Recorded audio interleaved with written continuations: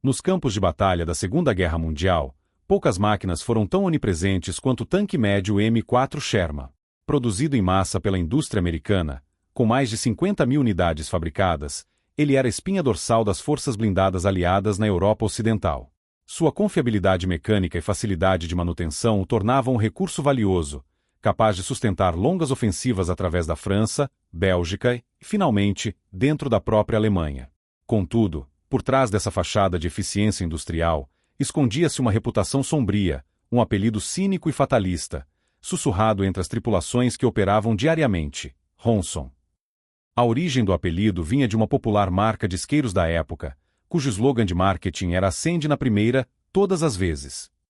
Para os tanquistas, a ironia era macabra e precisa. A percepção generalizada, tanto entre amigos quanto inimigos, era de que o Sherman, quando atingido por um projétil antitanque alemão, incendiava-se com a mesma previsibilidade fatal. Essa vulnerabilidade não era um mito. Os primeiros modelos do M4 armazenavam sua munição principal em compartimentos laterais no casco e na torre, um sistema conhecido como dry sotovage ou armazenamento a seco. Essas áreas eram relativamente expostas, e quando a blindagem era perfurada, o resultado era frequentemente uma ignição instantânea e catastrófica do propelente dos projéteis. A consequência para a tripulação de 5 homens era quase sempre letal. Um impacto certeiro transformava o compartimento de combate em uma fornalha, oferecendo pouca ou nenhuma chance de escape. Relatos de tanques Sherman destruídos, com suas torres arrancadas pela força da explosão interna, tornaram-se comuns, alimentando a lenda do isqueiro Ronson e minando a confiança dos homens que dependiam da máquina para sobreviver. O efeito sobre o moral era corrosivo. Cada missão era iniciada com a consciência de que o veículo que deveria protegê-los poderia se tornar sua pira funerária. Esta imagem do Sherman como uma armadilha de fogo tornou-se um elemento central da guerra blindada na frente ocidental, uma verdade tática que as forças alemãs exploravam com eficiência. Para eles, um Sherman atingido era um Sherman destruído. Mas em meados de 1944, em meio à brutal campanha da Normandia, uma mudança fundamental começou a ser implementada nas linhas de produção e nos depósitos de manutenção avançados. Não se tratava de uma nova torre, de uma blindagem mais espessa ou de um canhão maior, mas de uma inovação de engenharia interna, quase invisível para um observador externo. Uma solução projetada para enfrentar diretamente essa vulnerabilidade mortal, focada não em impedir a penetração do projétil inimigo, mas em neutralizar suas consequências devastadoras.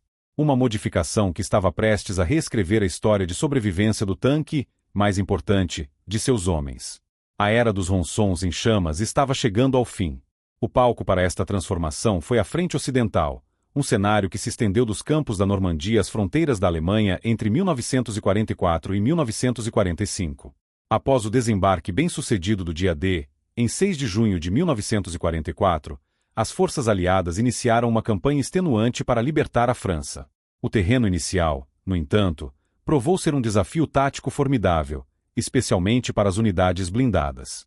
A região da Normandia era dominada pelo chamado bocage, uma paisagem rural composta por um labirinto de pequenos campos cercados por sebes densas e antigas, muitas vezes sobre aterros de terra e com estradas afundadas. Este ambiente era o oposto do ideal para a guerra de tanques. A visibilidade era severamente limitada e as distâncias de engajamento eram drasticamente reduzidas, muitas vezes para menos de 100 metros.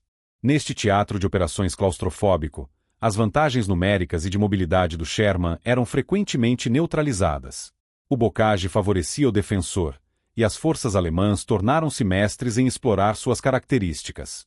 Cada sebe, cada curva na estrada, cada conjunto de árvores podia esconder uma ameaça mortal. O principal adversário do Sherman não era apenas outro tanque. Embora os tanques alemães como o Panther e o Tiger fossem tecnicamente superiores em termos de poder de fogo e blindagem frontal, com seus canhões de 75 e 88 mm capazes de perfurar um Sherman a longas distâncias, a maior ameaça neste ambiente de combate próximo vinha da infantaria. Armas antitanque portáteis e de baixo custo, como o Panzerfaust de uso único e o Panzerschreck, uma cópia do bazuca americano, eram distribuídas em grande número. Essas armas disparavam projéteis de carga oca, projetados especificamente para penetrar a blindagem de aço, e eram extremamente eficazes nas curtas distâncias impostas pelo terreno. À medida que as forças aliadas avançavam, rompendo as linhas alemãs na Normandia durante a Operação Cobra e avançando pela França em direção a Paris, a natureza da guerra mudou, mas o perigo permaneceu constante.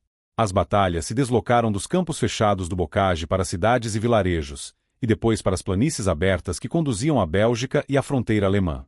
Em cada fase, a guerra de blindados era brutal e implacável. A doutrina tática americana não previa que o Sherman enfrentasse os tanques pesados alemães em duelos diretos. Em vez disso, contava com o apoio da artilharia e do poder aéreo para neutralizar essas ameaças. Na prática, porém, os encontros eram inevitáveis.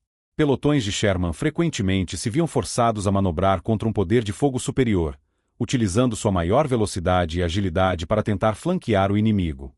Era uma guerra de atrito, onde as perdas eram altas e constantes. Para cada tanque alemão destruído, os aliados frequentemente perdiam vários Shermans.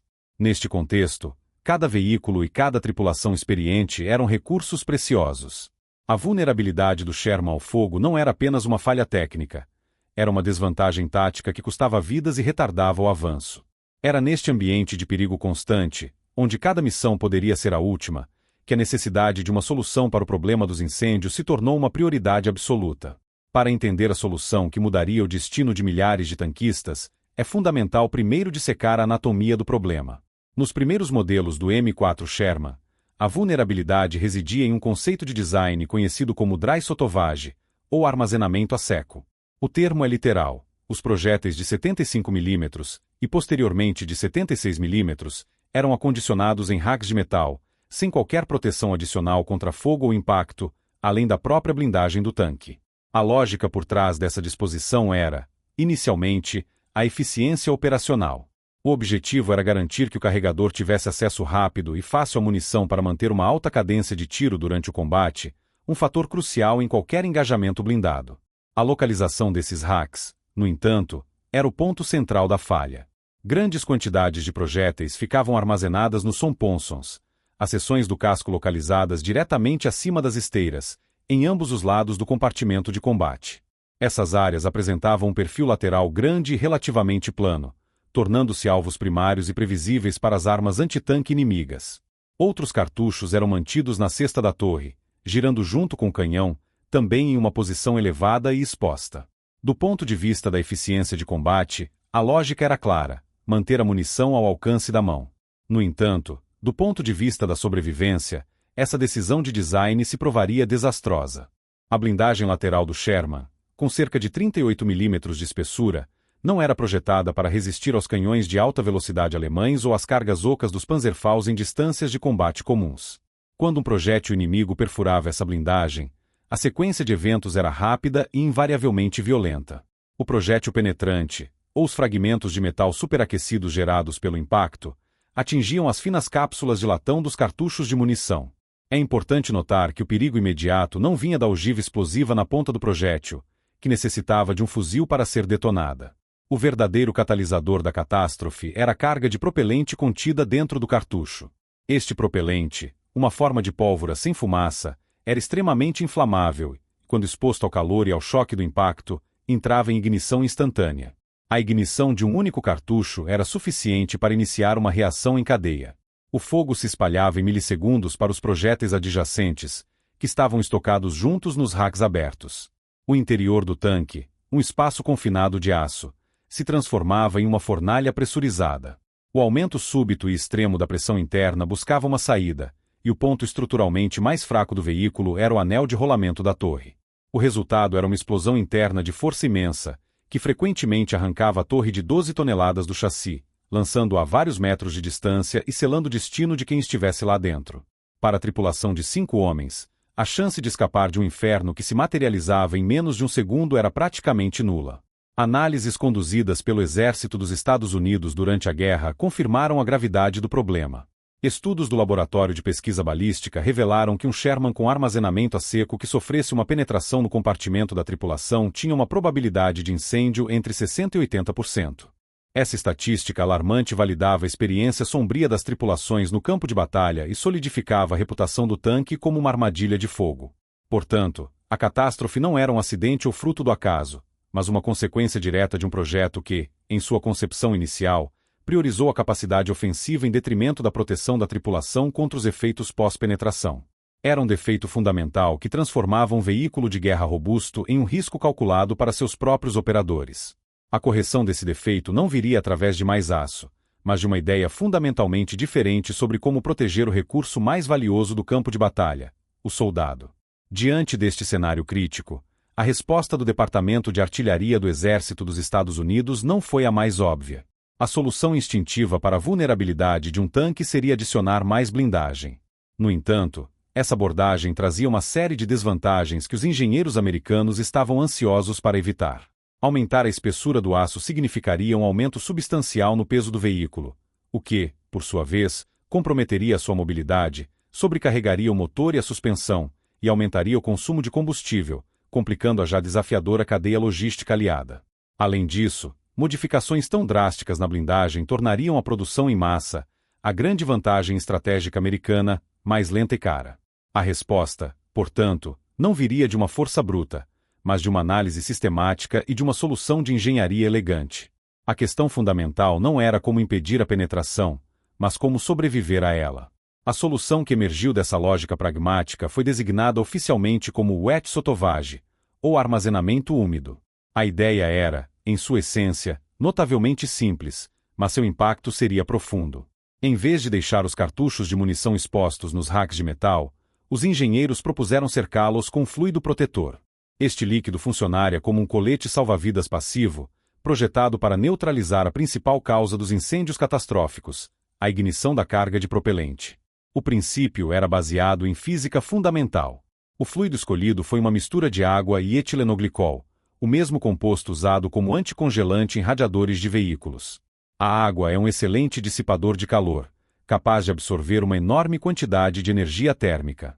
O glicol, por sua vez, impedia que a mistura congelasse durante os rigorosos invernos europeus e também elevava seu ponto de ebulição.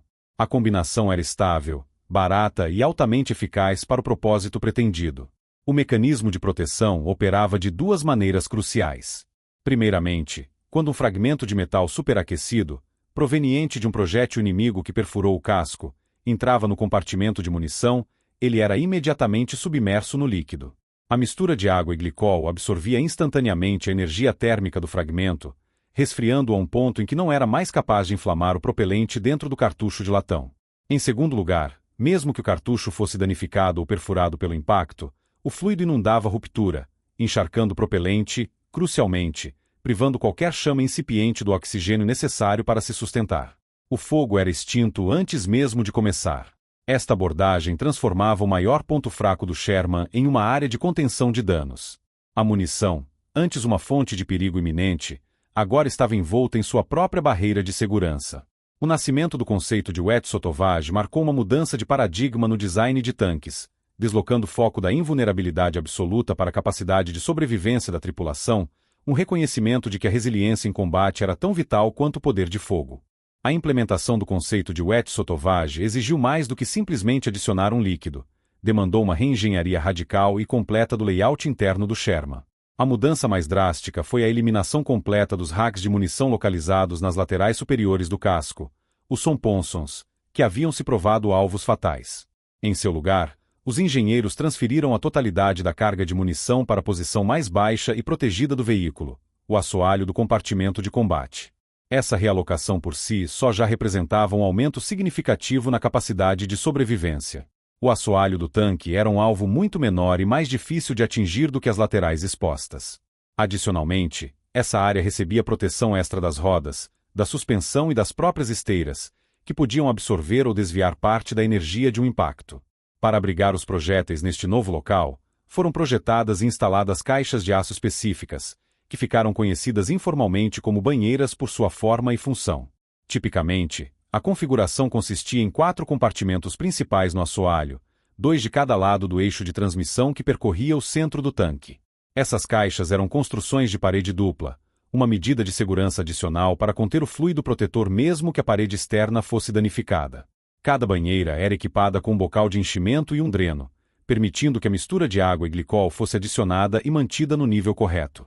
No total, esses compartimentos continham aproximadamente 174 litros do líquido protetor, um volume calculado para submergir a porção inferior dos cartuchos de munição, onde o propelente inflamável estava localizado. Dentro dessas banheiras, cada projétil era condicionado verticalmente em suportes individuais, garantindo que permanecessem estáveis mesmo durante o movimento do tanque em terreno acidentado. A lógica era que, à base de cada cartucho, contando a carga de propellant, estaria constantemente imersa no fluido. A capacidade de munição foi ajustada para essa nova configuração. Um Sherman M4A3 75W, por exemplo, agora carregava 104 projéteis de 75 mm, todos protegidos por este sistema. Para não comprometer a eficiência em combate e a cadência de tiro, a solução também contemplava head racks menores, ou seja, suportes de munição de acesso rápido para o carregador. Esses suportes, contendo alguns projéteis prontos para uso imediato, também foram redesenhados com o princípio do armazenamento úmido e posicionados de forma mais segura dentro do compartimento da tripulação. A produção de tanques Sherman com esta nova configuração começou no início de 1944. Para diferenciar esses veículos aprimorados, uma letra W de WET foi adicionada à sua designação oficial, como no caso do M4A2, 76W ou do M4A3, 75W. Além da produção de novos tanques, foi emitida uma ordem para que os veículos mais antigos, com armazenamento a seco, fossem modificados com um novo sistema sempre que possível, seja em depósitos de manutenção avançados na Europa ou durante grandes revisões. O resultado final foi um sistema de proteção em 2 camadas, elegantemente integrado ao design existente. A primeira camada era física e tática. A munição estava agora no local mais seguro possível dentro do casco. A segunda era a barreira química e térmica do fluido, que neutralizava ativamente a ameaça de incêndio no ponto de impacto. Esta engenharia detalhada, embora invisível do lado de fora, transformou a experiência de combate dentro do Sherman, substituindo a vulnerabilidade por uma nova e robusta capacidade de sobrevivência. Para as equipes de canhões antitanque e os soldados de infantaria alemães entrincheirados na frente ocidental, o M4 Sherman era um adversário conhecido e, em muitos aspectos, previsível. A doutrina e o treinamento alemães eram claros e baseados em anos de experiência de combate. Eles sabiam que a blindagem frontal do Sherman era vulnerável aos seus canhões PaK-40 de 75 mm a distâncias de combate padrão, e que suas laterais mais finas eram alvos fáceis para armas portáteis como o Panzerfaust e o Panzerschreck. Mais importante do que a penetração, no entanto, era a consequência esperada. A experiência de campo havia ensinado às tropas alemãs que um impacto bem-sucedido em um Sherman com armazenamento a seco era sinônimo de uma destruição catastrófica e imediata. A confiança deles se baseava em uma sequência de eventos quase garantida: o disparo, o impacto metálico e, um instante depois, a erupção de chamas e fumaça preta que sinalizava a ignição da munição interna. Este resultado era tão comum que se tornou um pilar tático. Um Sherman atingido era um Sherman eliminado, e sua tripulação neutralizada. Essa expectativa moldava a forma como as unidades alemãs engajavam os tanques aliados. A prioridade era sempre o primeiro disparo certeiro. Em uma emboscada, a equipe de um canhão antitanque ou um soldado com Panzerfaust aguardaria pacientemente pelo momento ideal, visando o casco lateral ou a torre, sabendo que um único projétil bem colocado poderia resolver o problema. A confirmação visual da destruição era o incêndio. A coluna de fumaça era o sinal para a equipe se reposicionar ou buscar o próximo alvo. Para a Wehrmacht, que frequentemente lutava em desvantagem numérica, essa eficiência era crucial. Cada projétil antitanque era valioso, e a capacidade de destruir um tanque inimigo com um único tiro era um multiplicador de força essencial, permitindo que pequenas unidades defensivas detivessem avanços blindados muito maiores. A reputação do Sherman como um Ronson não era apenas uma piada cínica dos aliados. Era um fato operacional no qual o exército alemão confiava para sua sobrevivência no campo de batalha. A partir de meados de 1944, no entanto, essa certeza tática começou a se desintegrar. Relatos de campo cada vez mais frequentes descreviam um fenômeno desconcertante e frustrante. As equipes antitanque alemãs seguiam seu procedimento padrão, emboscavam um pelotão de Shermans, disparavam e confirmavam o impacto. O som característico da penetração do projétil na blindagem era ouvido. O tanque balançava com a força cinética do golpe, mas a consequência esperada não se materializava. Em vez da explosão violenta e do incêndio imediato, muitas vezes não acontecia nada. O tanque atingido podia parar, envolto em uma nuvem de fumaça branca, mas sem as chamas reveladoras. Para a equipe alemã, observando de sua posição oculta, este era um momento de profunda incerteza. A ausência da pira funerária esperada significava que o manual de combate havia mudado sem aviso prévio. Essa nova realidade tinha implicações táticas imediatas e perigosas. Um Sherman atingido que não pegava fogo não era um tanque destruído.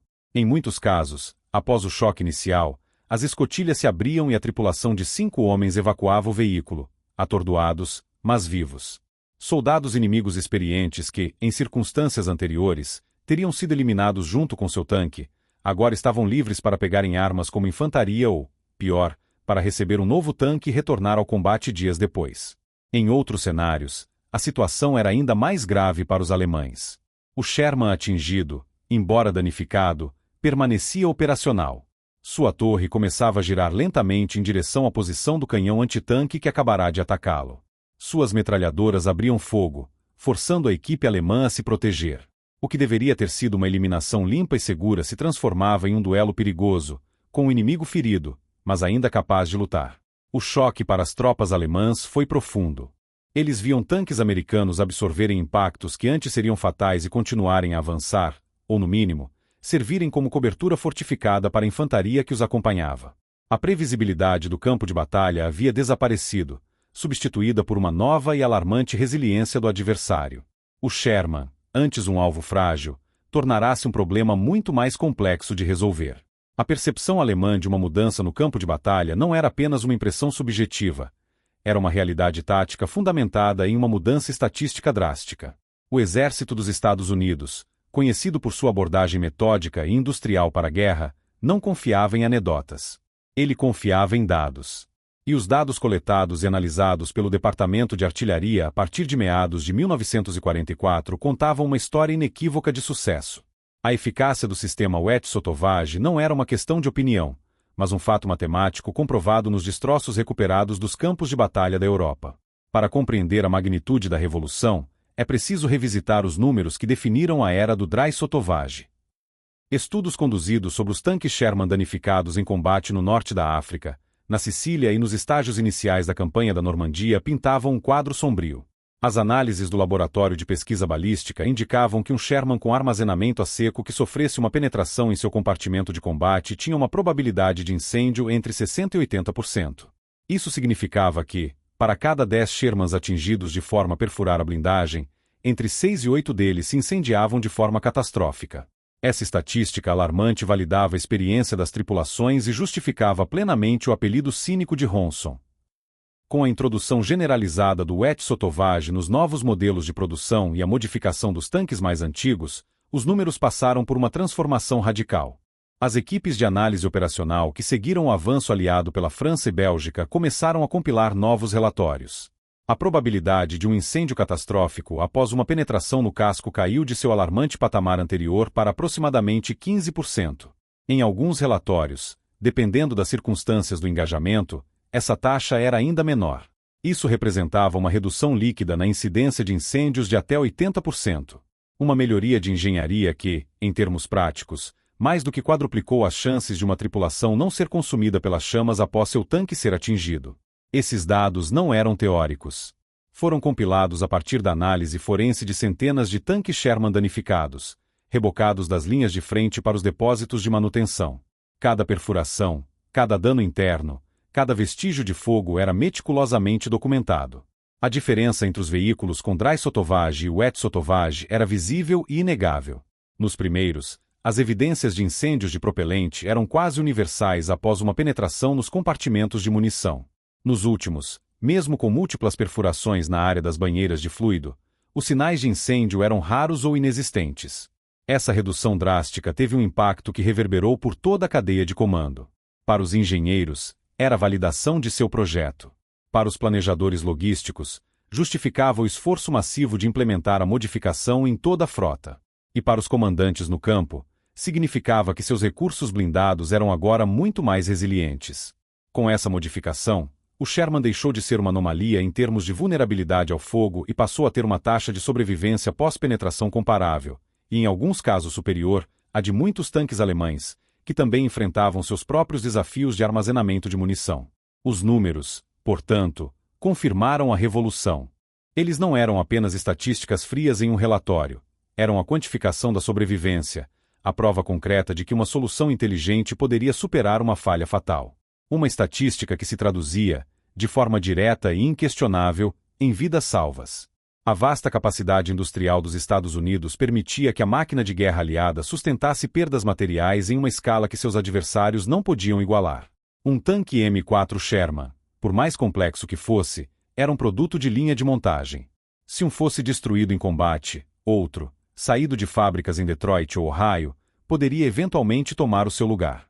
Contudo, essa lógica de substituição não se aplicava ao recurso mais insubstituível e valioso do campo de batalha, a tripulação de 5 homens que operava o veículo. Um tanque pode ser fabricado em questão de dias, mas uma tripulação experiente é forjada ao longo de meses de treinamento rigoroso, e de forma mais crucial, no ambiente implacável do combate real. Cada missão, cada confronto, cada momento de sobrevivência sob fogo inimigo depositava uma camada de conhecimento prático que nenhum manual ou campo de treinamento poderia replicar. O verdadeiro impacto do sistema Wetzel-Sotovage, portanto, não foi medido em toneladas de aço salvas, mas no capital humano que ele preservava. O valor dessa experiência acumulada é difícil de superestimar. Uma tripulação veterana operava como uma unidade coesa, quase instintiva. A comunicação interna, muitas vezes não verbal, tornava-se fluida e eficiente em meio ao caos da batalha. O comandante aprendia a ler o terreno, a antecipar emboscadas e a posicionar seu tanque para obter a máxima vantagem tática. O artilheiro desenvolvia a capacidade de adquirir alvos rapidamente e de fazer ajustes precisos sob pressão. O motorista entendia as nuances do desempenho do veículo, sabendo exatamente como usar a cobertura e a ocultação para proteger o tanque. O carregador, por sua vez, mantinha uma cadência de tiro rápida e consistente, um fator que frequentemente decidia o resultado de um duelo de blindados. E o metralhador de casco fornecia fogo de supressão vital para a infantaria de apoio. Juntos, eles formavam um sistema de combate orgânico, cuja eficiência operacional era exponencialmente maior do que a de uma tripulação novata. Antes da introdução do armazenamento úmido, a perda de um Sherman frequentemente significava a perda de toda essa experiência coletiva. Um único impacto certeiro podia apagar, em um instante, meses de conhecimento duramente conquistado. A unidade blindada não perdia apenas um tanque, perdia 5 soldados treinados, forçando a cadeia de comando a substituí-los por recrutas com pouca ou nenhuma vivência de combate. Com a drástica redução nos incêndios, essa equação mudou fundamentalmente. Quando um Sherman com Wetzel-Sotovage era atingido e imobilizado, mas não se incendiava, a tripulação tinha uma chance real de evacuar. Embora o tanque pudesse ser uma perda temporária ou permanente, os homens sobreviviam. Eles retornavam às suas linhas, cansados e abalados, mas vivos e com sua experiência intacta. Após um breve período de descanso e reequipamento, essa mesma tripulação veterana podia ser designada para um novo tanque e enviada de volta para a frente de batalha. Esse ciclo de sobrevivência e retorno ao serviço transformou-se em um multiplicador de força incalculável para as unidades blindadas aliadas. A retenção de pessoal experiente significava que o nível geral de competência das unidades aumentava progressivamente ao longo da campanha. Comandantes de pelotão e sargentos veteranos, que em circunstâncias anteriores poderiam ter se tornado baixas, agora permaneciam no campo para liderar e orientar as tripulações mais novas. Seu conhecimento era disseminado, elevando o desempenho de todo o pelotão. Essa capacidade de preservar a experiência de combate permitiu que as forças americanas mantivessem uma vantagem qualitativa em termos de pessoal, mesmo durante os períodos de combates mais intensos e de maiores perdas materiais, como a Batalha do Bulge.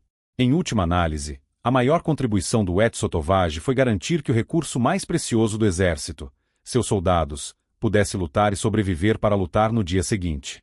Para compreender o impacto real do sistema Wetzel-Sotovage na vida dos soldados, é preciso ir além das estatísticas e dos diagramas de engenharia. É necessário reconstruir, momento a momento, a experiência sensorial de uma tripulação cujo tanque acaba de ser atingido. Dentro do compartimento de combate de um M4 Sherman, o ambiente era uma fusão de aço, calor e tensão constante. O espaço era apertado, compartilhado por 5 homens, cada um focado em sua função. O comandante, observando o campo de batalha pela cúpula. O artilheiro, com os olhos fixos na mira. O carregador, pronto para inserir o próximo projétil. E, abaixo deles, o motorista e o metralhador de casco, guiando a máquina de guerra de 30 toneladas. O ruído do motor era uma presença constante, pontuado pelas ordens gritadas no intercomunicador e pelo som metálico do mecanismo do canhão. O primeiro indício do impacto é um som agudo e ensurdecedor, que não se parece com nada além de aço sendo perfurado a alta velocidade.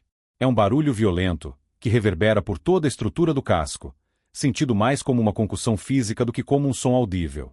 Um projétil de carga oca ou um tiro perfurante de blindagem atravessa os 38 mm de aço do casco lateral, precisamente na área onde, nos modelos antigos, estariam os racks de munição expostos. A tripulação é sacudida violentamente. A luz dentro do compartimento pisca ou se apaga. O ar se enche de poeira, fragmentos de tinta e o cheiro acre de ozônio. É neste exato momento, nos milissegundos que se seguem à penetração, que a engenharia do Wet Sotovage entra em ação. Os fragmentos incandescentes do projétil inimigo e do próprio casco do tanque, viajando a velocidades extremas, atingem as banheiras de aço no assoalho. Em vez de atingir cartuchos de propelentes secos e prontos para inflamar, esses pedaços de metal superaquecidos são imediatamente submersos na mistura de água e glicol. A energia térmica que carregam, suficiente para iniciar uma reação em cadeia devastadora, é instantaneamente absorvida pelo líquido. O resultado é um som sibilante e agudo, como água sendo jogada sobre metal quente. Em vez da explosão que desintegraria o veículo, o que preenche o compartimento é uma densa fumaça branca. Esta não é a fumaça preta e oleosa de um incêndio de propelente ou combustível, mas sim vapor, gerado pela ebulição instantânea do fluido protetor ao redor dos fragmentos. O sistema de extintores de incêndio do tanque, sensível ao calor e ao choque, pode ser ativado, liberando dióxido de carbono e adicionando ao caos sensorial. Para a tripulação, o momento é de desorientação total. O impacto os deixou atordoados, seus ouvidos zumbindo. A visibilidade é quase nula em meio ao vapor denso. Apesar do choque, o treinamento assume o controle. A ordem do comandante, gritada no intercomunicador ou por pura força dos pulmões, é uma única palavra: evacuar. As escotilhas, projetadas para abertura rápida, são destravadas e empurradas.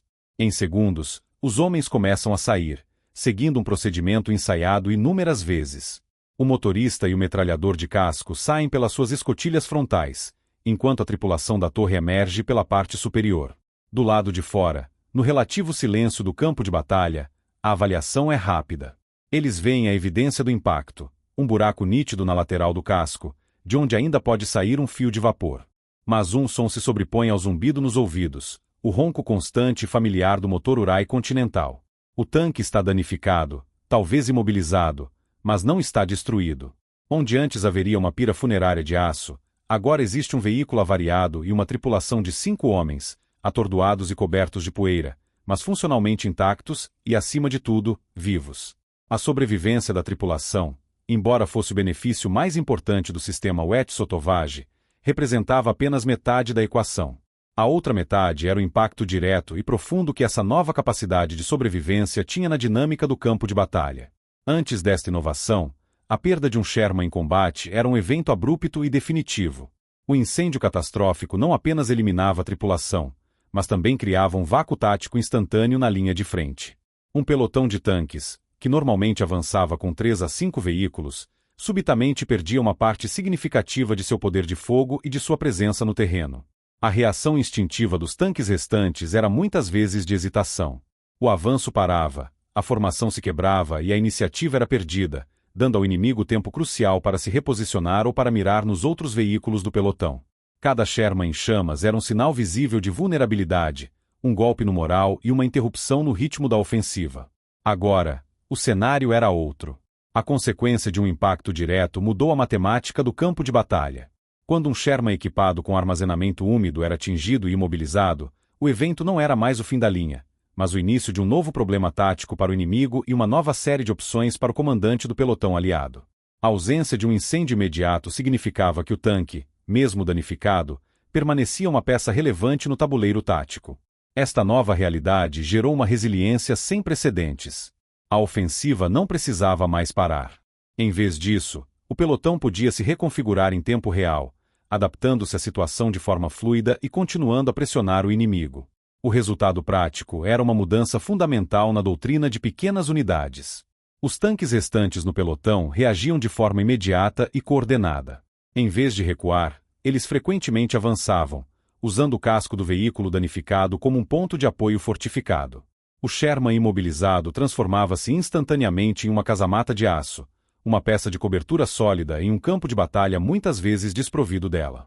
A infantaria que acompanhava o avanço blindado aprendia rapidamente a se abrigar atrás do casco danificado, usando como base de fogo para suprimir as posições inimigas. Os outros tanques do pelotão podiam então executar manobras de flanqueamento, sabendo que a tripulação sobrevivente do tanque atingido estava sendo protegida e que o inimigo estava distraído com o alvo original. Essa capacidade de reconfiguração e continuidade era vital para manter o ímpeto, o elemento mais crítico da guerra blindada aliada após a Batalha da Normandia. As ofensivas dependiam de velocidade e pressão contínua para romper as defesas alemãs. Qualquer pausa dava ao defensor a chance de organizar uma contraofensiva ou de fortalecer suas linhas. Ao permitir que os pelotões de Sherman absorvessem um golpe e continuassem a lutar, o Etsotovage garantia que a ponta de lança do avanço não se quebrasse ao primeiro contato. Além disso, um tanque imobilizado não era necessariamente uma perda permanente. As equipes de recuperação e manutenção aliadas, operando logo atrás das linhas de frente, podiam se mover para rebocar o veículo danificado durante uma calmaria na batalha. Muitos desses tanques eram reparados em questão de dias e devolvidos ao combate, muitas vezes com a mesma tripulação veterana que havia sobrevivido ao ataque inicial. Portanto, a resiliência tática não era apenas sobre continuar a luta no momento, mas também sobre a preservação de material e pessoal a longo prazo. O pelotão se reconfigurava, seguia em frente e, em muitos casos, recuperava sua força total pouco tempo depois. A ofensiva não parava. Para além do impacto tático e estatístico, a introdução do sistema Etsotovage desencadeou uma das transformações mais profundas e menos tangíveis da guerra blindada, uma revolução na mente do soldado. A maior mudança, talvez, tenha sido psicológica.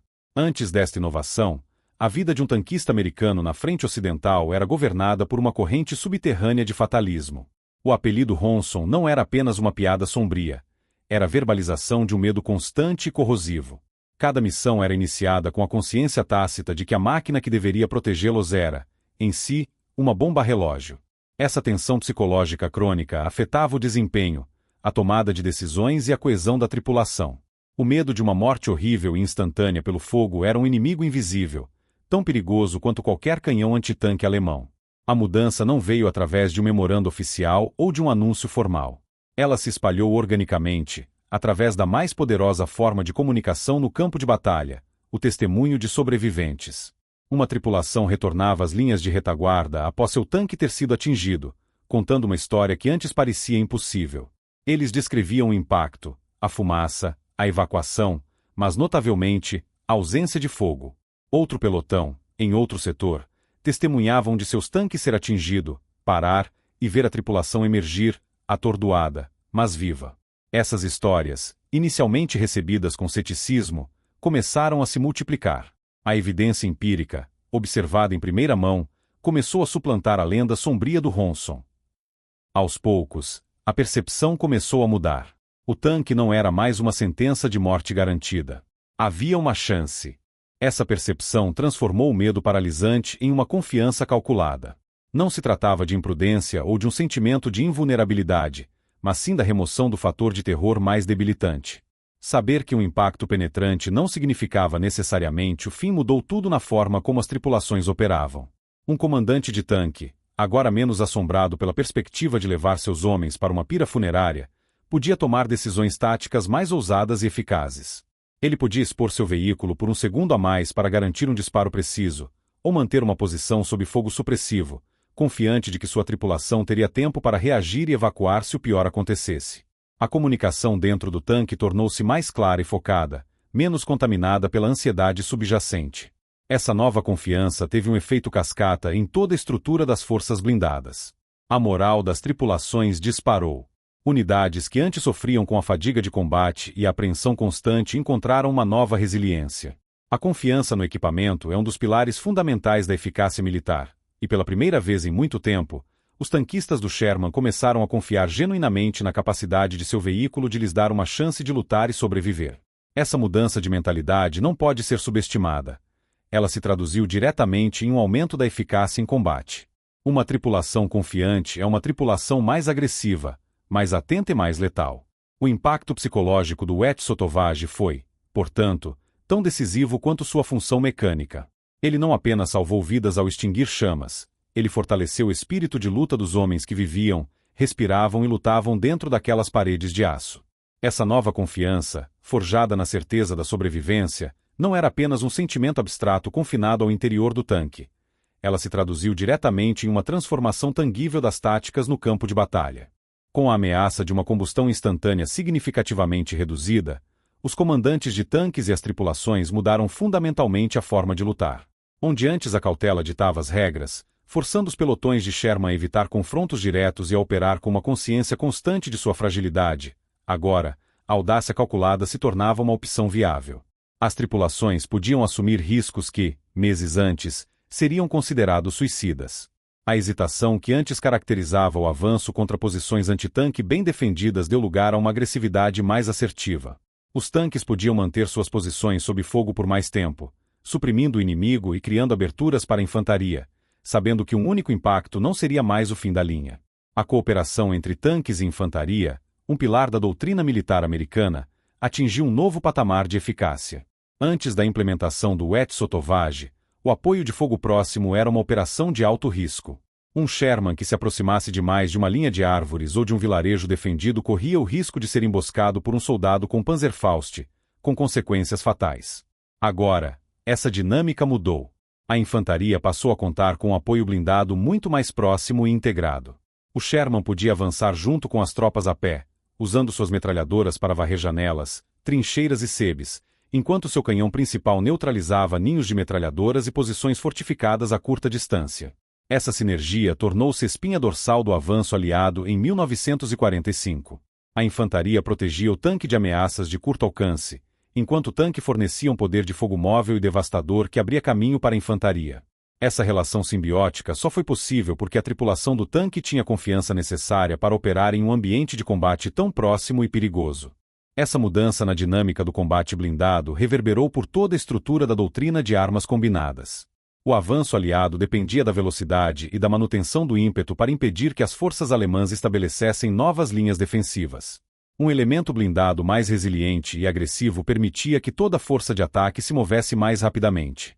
Os comandantes de tanques e de pelotões, agora libertos do peso de liderar homens em armadilhas de fogo, podiam tomar decisões baseadas na oportunidade tática, em vez de serem limitados pelo medo da perda catastrófica de equipamento e pessoal. Eles podiam liderar ataques com mais audácia, rompendo as linhas inimigas para explorar as vulnerabilidades na retaguarda. O M4 Sherman não se tornou subitamente invulnerável, nem passou a superar os tanques pesados alemães em um duelo direto de poder de fogo ou blindagem. No entanto, ele se tornou uma arma muito mais letal e eficaz porque sua tripulação podia, finalmente, empregar o veículo em todo o seu potencial tático. A mudança não estava no aço ou no canhão, mas na capacidade dos homens de usá-los com a confiança de que teriam uma chance de sobreviver para lutar no dia seguinte. O sucesso da engenharia de armazenamento úmido foi tão absoluto e sua eficácia tão inquestionável que a modificação transcendeu o status de uma simples melhoria de campo. Ela se tornou um novo padrão industrial, uma diretriz não negociável para o futuro da produção de blindados americanos. A lição, aprendida de forma brutal nos campos de batalha da Normandia, foi rapidamente assimilada pelos projetistas e pela cadeia de comando. O conceito de que a capacidade de sobrevivência da tripulação era um pilar de design tão fundamental quanto o poder de fogo ou a mobilidade foi permanentemente cimentado na doutrina de engenharia militar dos Estados Unidos. A partir de 1944, o Wet Sotovage, combinado com a realocação da munição para o assoalho do casco, deixou de ser uma característica opcional para se tornar um componente padrão e obrigatório em todas as novas variantes do M4 Sherman que saíam das linhas de montagem. Essa padronização foi mais visível nas variantes tardias e mais icônicas do tanque, que chegaram à frente de batalha nos meses finais da guerra. Veículos como o M4A3E8, apelidado de Easy pelas tropas devido à sua designação experimental e à sua suspensão HVSS aprimorada, já incorporavam o armazenamento úmido como um recurso de fábrica. Esses tanques representavam o auge da evolução do Sherman, combinando a nova e robusta capacidade de sobrevivência com outras melhorias significativas, como um canhão de 76 mm mais potente e uma plataforma de tiro mais estável. A letra W na designação oficial, que inicialmente servia para diferenciar os modelos aprimorados, gradualmente se tornou redundante. A ausência de um sistema de armazenamento a seco nas novas unidades significava que o padrão de segurança havia se tornado a norma. A reputação do tanque foi reabilitada não por propaganda, mas por desempenho comprovado e, acima de tudo, pela crescente taxa de retorno de suas tripulações. O legado desta inovação, no entanto, estendeu-se muito além do fim da Segunda Guerra Mundial e da linha de produção do Sherman. O princípio de proteger a tripulação das consequências de uma detonação de munição tornou-se uma pedra angular no design de tanques ocidentais por décadas. O tanque pesado M-26 Pershing, que viu combate limitado no final da guerra, já havia sido projetado com essas lições em mente, armazenando sua munição em compartimentos protegidos abaixo do anel da torre. A influência continuou de forma direta na linhagem de tanques americanos da Guerra Fria. A série de tanques Patton, do M-46 ao M-48, e posteriormente o M-60, todos apresentavam projetos que priorizavam o armazenamento seguro da munição, isolando-o ao máximo possível do compartimento da tripulação. Outras nações também absorveram a lição, e o conceito de compartimentalização e proteção da munição tornou-se um padrão internacional.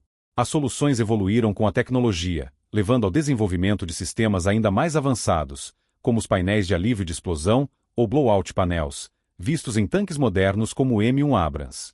Esses painéis são projetados para direcionar a força de uma explosão de munição para fora do veículo, longe da tripulação. Embora tecnologicamente mais complexo, o princípio fundamental é exatamente o mesmo que o dos engenheiros do Sherman em 1944. Aceitar a possibilidade de penetração da blindagem e focar em mitigar suas consequências letais. O Wet Sotovage foi, portanto, mais do que uma solução para um problema específico. Foi a prova irrefutável de um conceito revolucionário. Um tanque não precisava ser impenetrável para ser eficaz, mas precisava ser capaz de sobreviver. Essa filosofia, nascida da necessidade de parar com que os Sherman se incendiassem, estabeleceu um novo padrão de segurança que continuaria a salvar vidas em campos de batalha futuros, um legado duradouro de uma engenharia discreta, mas decisiva. A modificação do Wet Sotovage não era uma arma secreta, nem uma inovação radical que prometia invulnerabilidade no campo de batalha. Não possuía o apelo visual de um canhão de cano longo ou o impacto intimidador de uma blindagem mais espessa. Era uma solução interna, quase invisível, um detalhe técnico que poderia facilmente passar despercebido em uma análise superficial do M4 Sherman. E é precisamente nesta descrição que reside a verdadeira assinatura da máquina de guerra americana da Segunda Guerra Mundial. A abordagem não se baseava na busca por uma superioridade tecnológica absoluta em cada confronto individual, mas sim em uma filosofia de pragmatismo implacável, focada em resolver problemas reais de forma eficiente e em uma escala massiva. Esta era a engenharia como uma ferramenta de atrito, projetada não para criar a arma perfeita, mas para vencer uma guerra global. Essa abordagem contrastava diretamente com a filosofia de outras nações, que frequentemente investiam recursos consideráveis no desenvolvimento de tanques tecnicamente superiores, mas complexos e difíceis de produzir em grande número. A resposta americana para a vulnerabilidade do Sherman não foi redesenhar o tanque do zero, um processo que levaria anos e interromperia as linhas de produção. Em vez disso, os engenheiros identificaram a falha mais crítica, a ignição da munição, e desenvolveram uma solução que podia ser integrada diretamente na estrutura de produção existente. Este era o princípio da melhoria contínua em ação. O Sherman não era um projeto estático. Era uma plataforma em constante evolução, refinada com base no feedback direto e brutal do campo de batalha. Cada relatório de perdas, cada análise de um veículo danificado, tornava-se um dado a ser processado, levando a modificações incrementais que, acumuladas, aumentavam drasticamente a eficácia e a capacidade de sobrevivência do sistema como um todo. A genialidade da solução Wet Sotovage não estava apenas em sua eficácia, mas também em sua simplicidade de implementação. Era um conceito que se alinhava perfeitamente com a maior arma estratégica dos Estados Unidos, sua capacidade industrial avassaladora. Uma modificação que exigisse ferramentas especializadas complexas ou que alterasse fundamentalmente o processo de montagem seria um gargalo logístico. O armazenamento úmido, no entanto, era fundamentalmente uma questão de soldar novas caixas de aço no assoalho e adicionar um sistema de encanamento simples. Era uma mudança que as vastas fábricas do meio-oeste americano podiam absorver e implementar rapidamente em dezenas de milhares de unidades. A guerra, para os Estados Unidos, era um problema de produção e logística em uma escala nunca antes vista, e cada solução de engenharia precisava ser compatível com essa realidade.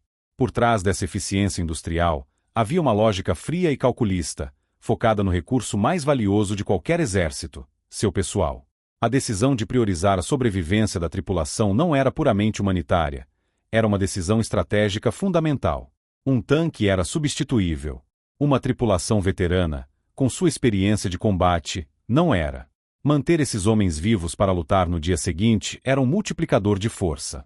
Cada tripulação que sobrevivia a um impacto levava consigo lições valiosas para a próxima batalha, aumentando a letalidade e a resiliência de toda a unidade. A engenharia discreta do armazenamento úmido era, portanto, um investimento direto no capital humano do exército. Era a manifestação de uma doutrina que entendia que a guerra moderna seria vencida não apenas pela nação que pudesse construir mais tanques, mas pela nação que pudesse manter seus soldados experientes no campo de batalha por mais tempo. Engenharia discreta, produção em massa e uma lógica implacável focada na preservação de seus combatentes. Este foi o efeito decisivo, a assinatura inconfundível do esforço de guerra americano.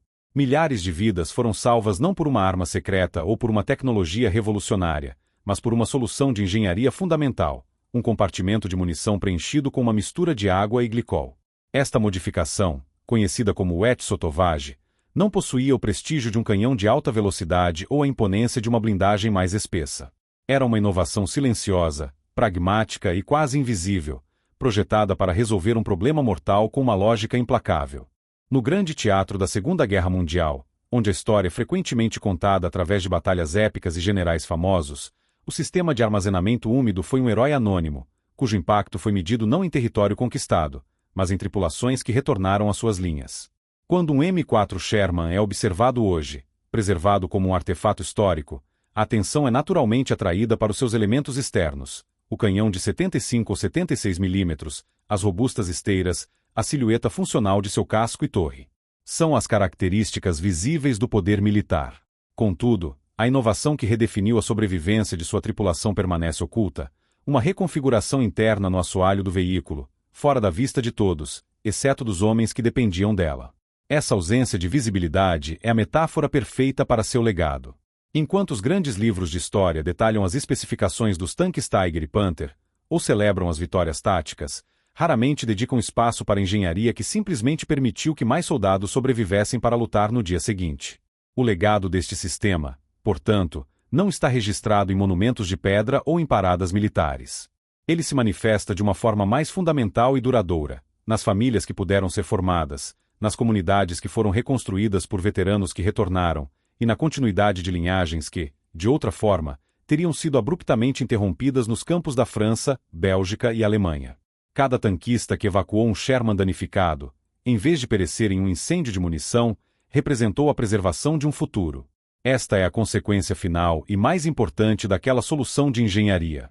A vitória aliada foi construída sobre uma fundação de inúmeros atos de bravura, mas também sobre uma base de inovações pragmáticas como esta, que garantiram que a experiência de combate, o recurso humano mais valioso, fosse retida e reaplicada continuamente no campo de batalha. O sistema wet sotovage não venceu a guerra sozinho, mas garantiu que um número significativamente maior de homens estivesse presente para concluí-la. Em sua simplicidade, ele representa o triunfo da lógica sobre a letalidade, um testemunho silencioso de que, por vezes, as soluções mais eficazes não são as mais espetaculares, mas sim aquelas que, discretamente, salvam vidas.